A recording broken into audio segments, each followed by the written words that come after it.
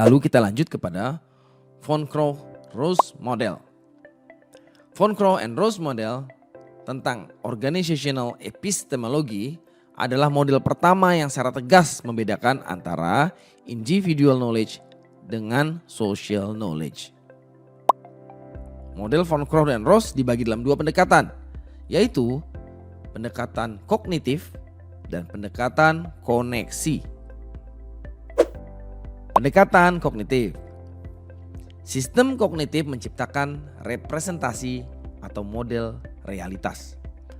Pembelajaran dalam manusia terjadi ketika representasi ini tidak sama. Karena prinsip belajar adalah ide sebelumnya harus tergoyahkan. Jika pengetahuan tentang sesuatu masih sama, berarti kita belum belajar. Organisasi kognitif memandang pengetahuan organisasi sebagai self-organizing system. Organisasi mengambil informasi dari lingkungannya dan memprosesnya dengan cara yang logis. Pencarian informasi dan kompetensi kognitif suatu organisasi bergantung pada mobilisasi sumber daya kognitif individu. Suatu penjumlahan linear individu untuk membentuk keseluruhan organisasi. Connectionist approach berbeda lagi. Pendekatan ini lebih holistik, memahami keutuhan, sifat global, pola dan sinergi. Pendekatan koneksi atau connectionist approach ini adalah mengenai tentang bagaimana berbagai komponen dari seluruh jaringan ini terhubung. Setiap orang membentuk simpul-simpul dalam sistem organisasi yang terhubung, dan pengetahuan lahir dari interaksi sosial individu-individu ini. Pengetahuan berada tidak hanya dalam pikiran setiap orang, tetapi juga dalam hubungan antar mereka. Pikiran kolektif terbentuk sebagai representasi dari jaringan ini, dan inilah yang merupakan inti dari manajemen pengetahuan organisasi. Von Crowe dan Rose mengadopsi connectionist approach. Dalam model knowledge management mereka, pengetahuan bukan hanya berada pada masing-masing orang dalam sebuah organisasi, tetapi juga dalam hubungan antar mereka.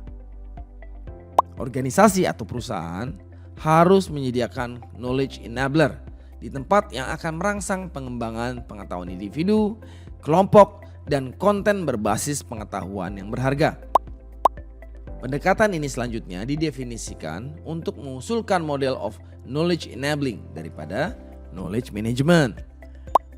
Apa itu knowledge enabling? Knowledge enabling merujuk pada seluruh perangkat aktivitas perusahaan yang secara positif mempengaruhi penciptaan pengetahuan. Kegiatan ini termasuk memfasilitasi hubungan dan komunikasi serta berbagi pengetahuan lokal di suatu organisasi dan lintas batas geografis dan budaya. Pendekatan connectionist lebih tepat untuk menopang model teoritis knowledge management, terutama karena fakta bahwa hubungan antara pengetahuan dan mereka yang menyerap dan memanfaatkan pengetahuan dipandang sebagai ikatan yang tidak dapat dipecahkan.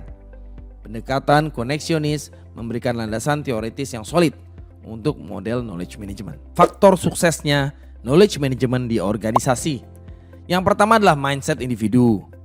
Jika individu tidak menganggap knowledge atau pengetahuan sebagai kompetensi penting dari perusahaan, maka organisasi akan mengalami kesulitan mengembangkan kompetensi berbasis pengetahuan. Yang kedua adalah komunikasi dalam organisasi. Jika tidak ada bahasa yang resmi untuk mengekspresikan pengetahuan baru dalam individu, kontribusi akan gagal. Berikutnya adalah struktur organisasi. Jika struktur organisasi tidak memfasilitasi inovasi, knowledge management akan gagal. Yang keempat adalah hubungan antar anggota organisasi.